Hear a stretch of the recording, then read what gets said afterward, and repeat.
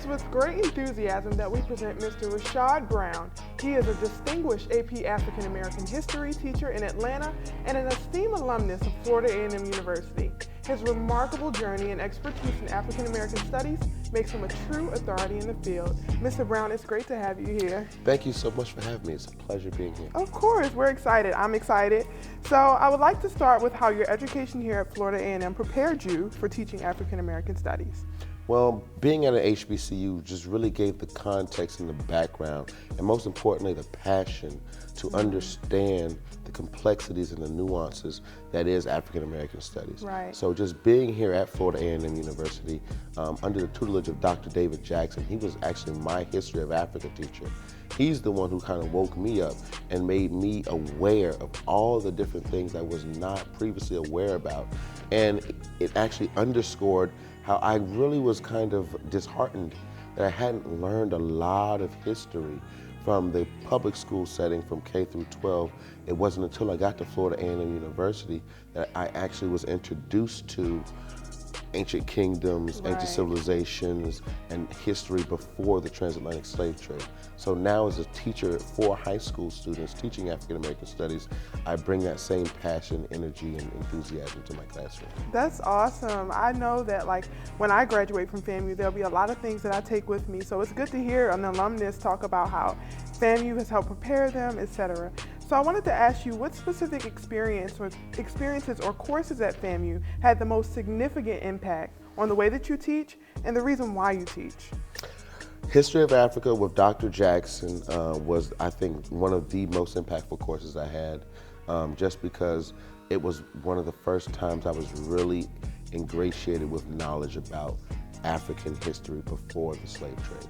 And understanding that is something that's very important. So for example, how that relates to my current teaching, a lot of students have the same experience that many African Americans have. We don't know where we come from, right?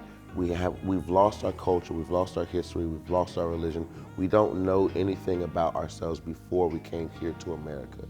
So that knowledge and understanding was very important for me in my growth and development, and so now I utilize that in my classroom, and I'm so thankful to be able to teach. Wow, you're dropping knowledge already.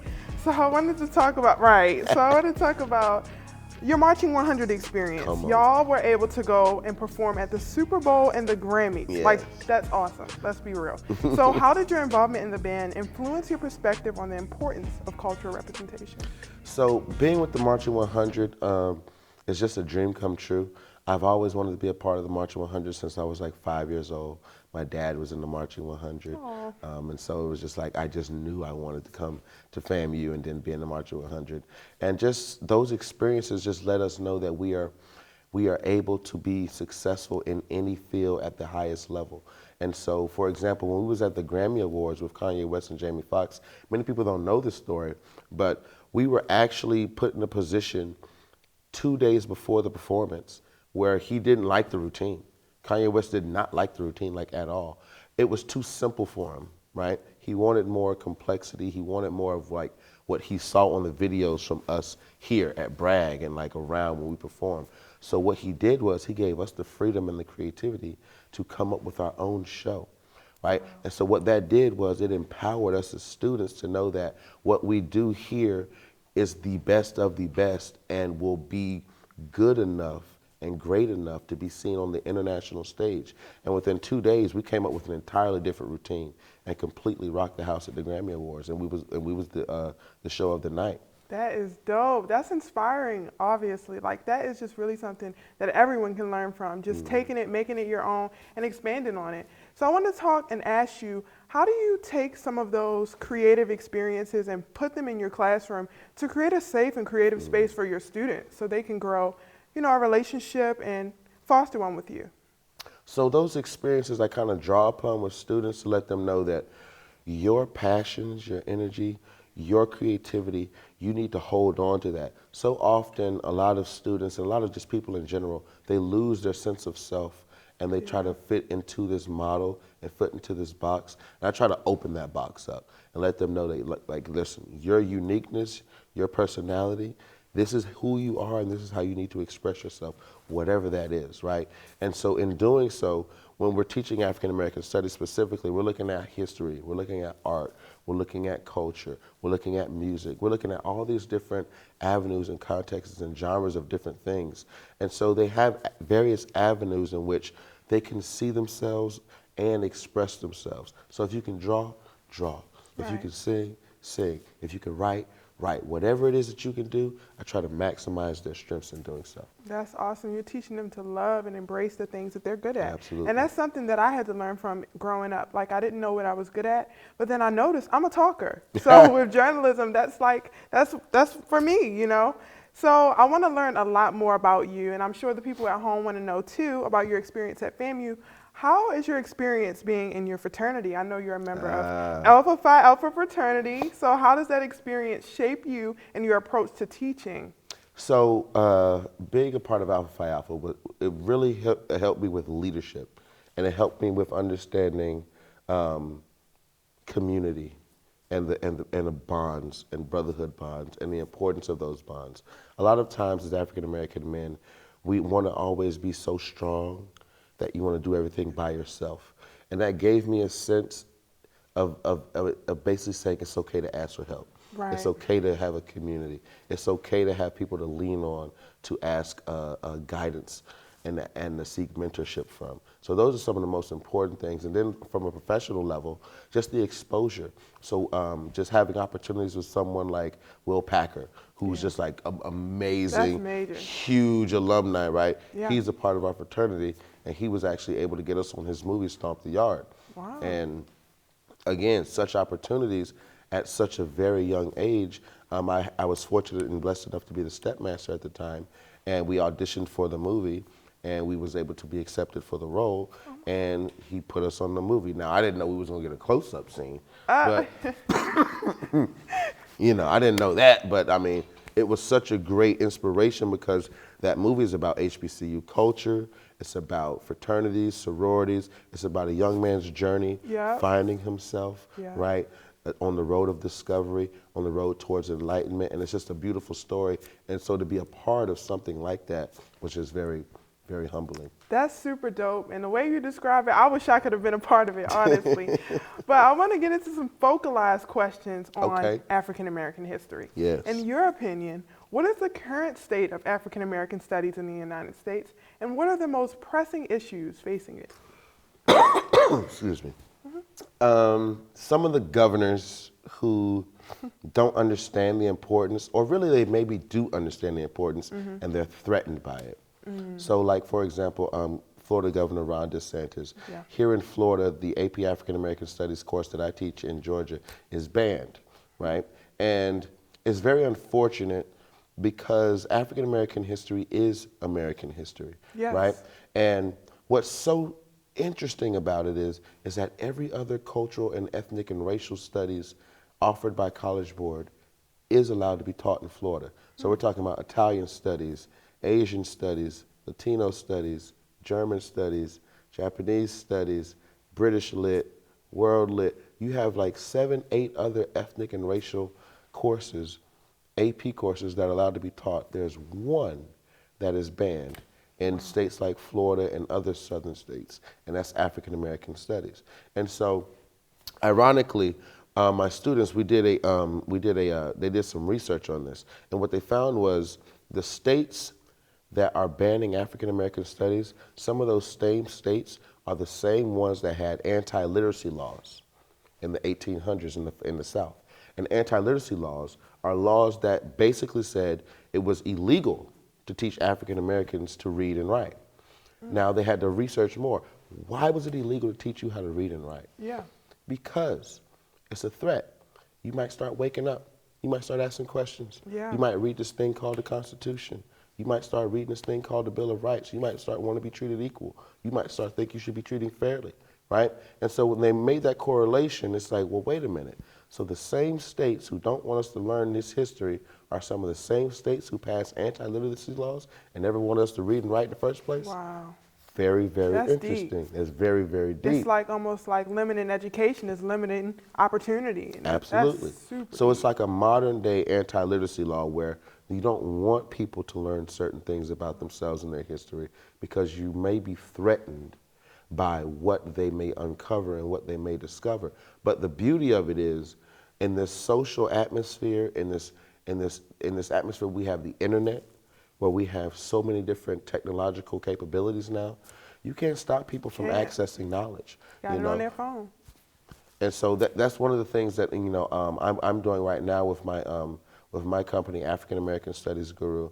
I'm actually starting to teach courses online, and so I want to make courses and content available to students in Florida and across the country. That's So I'm teaching awesome. things online. So and partnering with different organizations like Black Educators Rock with Dr. Melissa Chester, and Off School Grounds in New York with Dr. Dennis McKenzie. These are two major players in the field of education, and they're very well connected with teachers and professionals all across the country, and just making those partnerships and collaborations. And to be honest, mentors, because they're older than me, Right. I love to listen to folks in the field. Just making those type of partnerships and collaborations has allowed me to give a platform to further this cause, because I just feel it's really important for us Yes, as African very Americans important. to, one, understand that our history is important, but two, understand why there is such a threat for us learning our Yes, history. I Because agree. we have to understand it's not an accident. This isn't something that just happens by chance. Yeah. They didn't ban your history just on a whim. There was a specific reasoning why this happens. And it has historically happened before. And it has only really happened to this degree with one demographic, and that's us. And so, my students understand this and they take this seriously. Like, they know, don't come late to Mr. Brown's class. Like, Mr. Brown takes his class very seriously, right? And they actually take in my passion, and that's how I would kind of run my class. That's really awesome. I learned a lot just from hearing you talk about it. And I think that's great, because a lot of schools are not like FAMU, pouring HBCU experience, pouring HBCU information. I had access to a class that woke me up to things I would have never knew, even about things that may have been misconceptions in the things I were previously taught in class. But that's awesome that you're able to take all of this, teach them this, and make them woke, as they say, make them woke. Wake up. Right. So how damaging do you feel that this can be with policy makers and governors trying to restrict the education of Black students? How damaging is that to the education of them? It can be very damaging, because you have to understand with students are very smart, in the sense of when they see something is not right and something's unfair, they internalize that, right? Yeah. And when we look at statistics, especially in the school system, suspension rates, dropout rates, things of that nature, there's a disproportionate amount affecting the African American community. And one of the things that a lot of research has uncovered is seeing yourself in the curriculum, right? Being ingratiated in the curriculum goes a long way with wanting to be in school.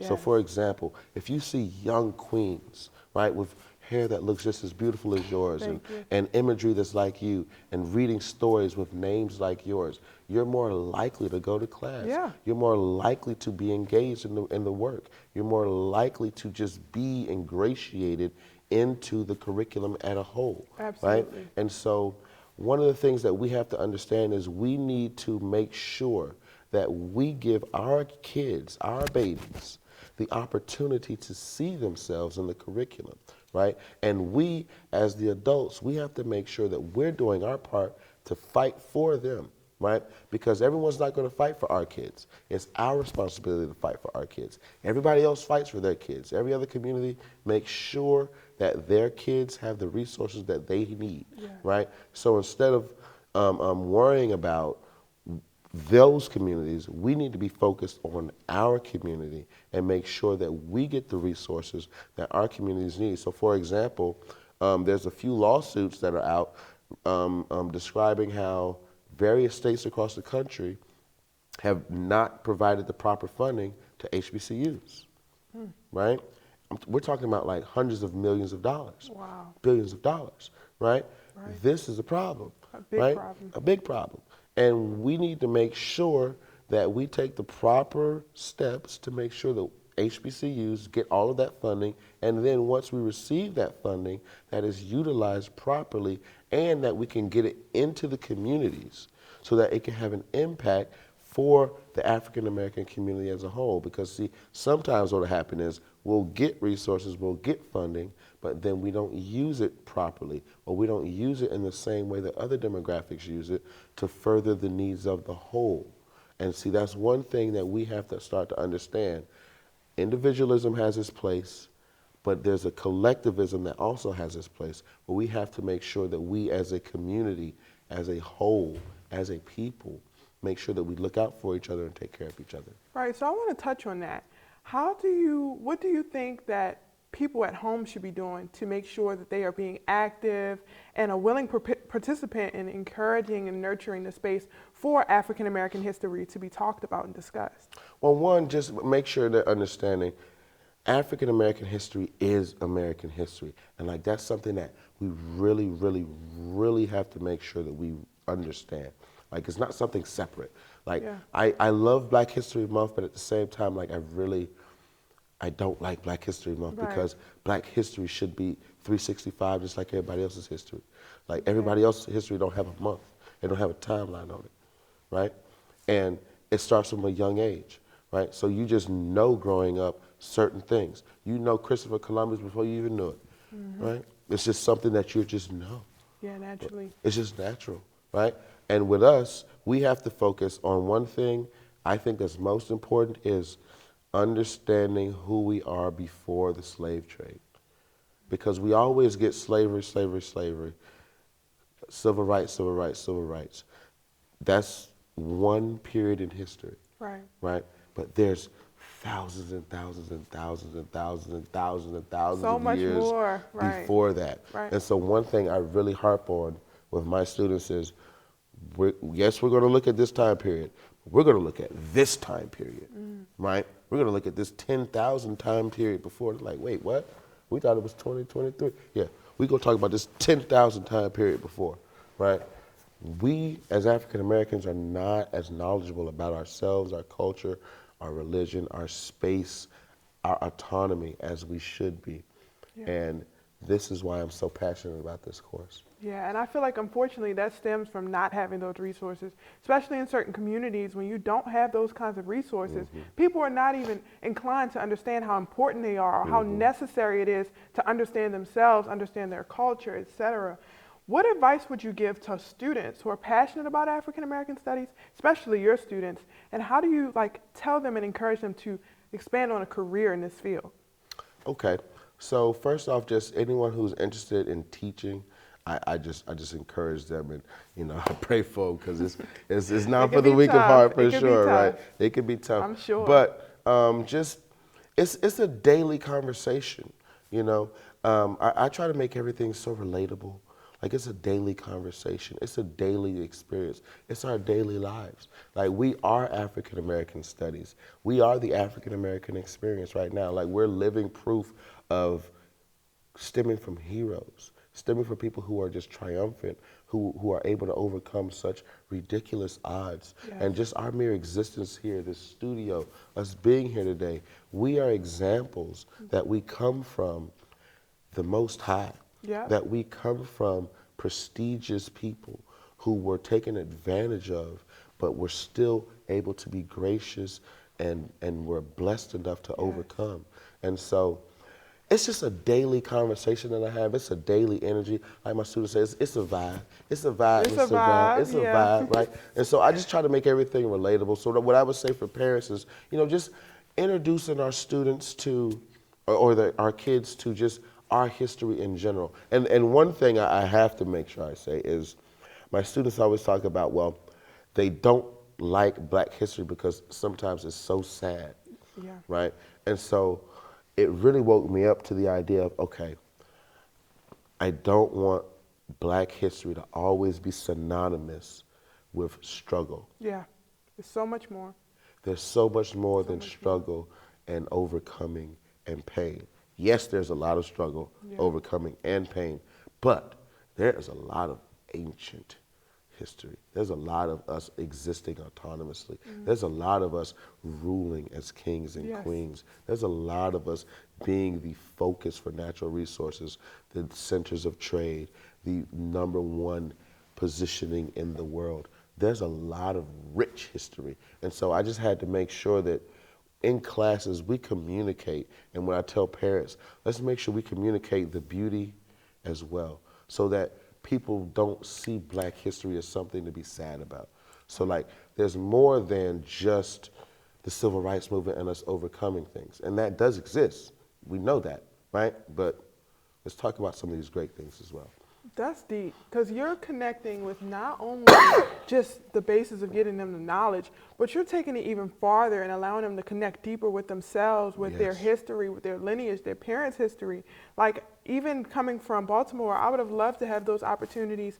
And it's so great that children that are coming up are getting that, because my nephew's 5, love him to death. So the next upcoming students, there will be people that you'll inspire that will be teachers, and then they'll start to teach my nephew, etc. So I am thankful that you're even in this field. Come on. So what call to action would you want to convey to individuals interested in protesting rights to African American studies and preserving it? Okay, well, I have a website, African American Studies Guru, aasguru.com. And so, again, I'm offering classes, and I actually do seminars with different school districts where I go to different schools, and I teach teachers how to integrate African American studies into their curriculums, right? And then how to teach the course, right? And so, working with College Board, who was the basically the who runs AP classes and the AP testing in the United States, working with them. I was able to be like one of the test graders for the first initial test, and then just being a consultant. So a call to action, I would say, is just for students in Florida and parents who want their students to learn this information in Florida, go to aasguru.com. I have some classes available where you can register. Registration is going to be open within the next week. I'm going to be starting to teach classes online because I just feel it's very unfair that students don't have access to this in Florida. Unfair. And just keep protesting and keep doing it. And I think what's interesting is the governor of Florida, Mr. DeSantis, he's not doing well in the presidential race, right? So all of these policies and things that he's passing that are disproportionately impacting African Americans in a negative way, I think are really showing themselves in this presidential race. Yeah. He's not really getting any traction, right? He's like not polling very well at all. And I don't think that's by accident. African Americans vote.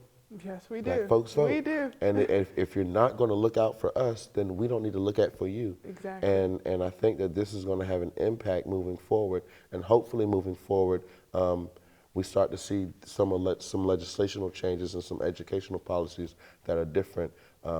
But regardless, we have to make sure that we understand we don't have to wait for nobody. Yeah. We don't have to wait for no governor, no president, no mayor, no nothing. This is something that's in here. Yep. No one needs to grant us permission to learn about ourselves, right? No one needs to grant us permission to discover ourselves. Nobody. And that's something that we just have to internalize. And I think that we are. I love seeing the protests. I love seeing us come together. I've seen church groups, fraternities and sororities, students, young people, older people, everyone coming together, this sense of community. And we just have to do one thing, which is keep it consistent. Yep. So speaking of progression, looking ahead, what are your hopes and aspirations for the impact that African American studies can have on future generations? Give us the self-confidence that other ethnic groups and races have. When you look at, parents, you might remember that doll test that's very famous, where you have the students pick out a doll, who's the most beautiful doll, who's the smart doll, who's the mean doll, who's the ugly doll, and we had our babies looking in the cameras and saying that the black doll's the ugly doll, that the white doll's the pretty doll, that the white doll's the smarter doll. So over time, that mindset shift, that change in mindset, where we see ourselves as beautiful, where we see that you have good hair, right? That we have great features, that our features, our curves, our athletic builds, our body types, everything about us is beautiful, right? That we are intelligent, that we can be more than rappers, entertainers, and singers and things like that. We can do that amazing as well. Yes, we can. We can do all of that amazing, but we are amazing doctors and lawyers and physicians and clinicians and everything else. And making sure that we make those connections, because many other ethnic groups have already made those connections, and sometimes we can get lost when we don't make the same connections at the same rate. And we need to just have the same joy and freedom that other people have. And I don't think that we currently do, but we're on our way. Well, that is exactly why HBCUs and places like your classroom are so incredibly important to our students and future generations. Mr. Rashad Brown, it has been a pleasure having this conversation with you. I have learned a lot, and I hope to hear more about your future and the things that you continue to do. Thank you so much for I'm having Jewel me. Wells, and I hope you all have a wonderful day. Thank you for watching FAMU TV 20. Thank you.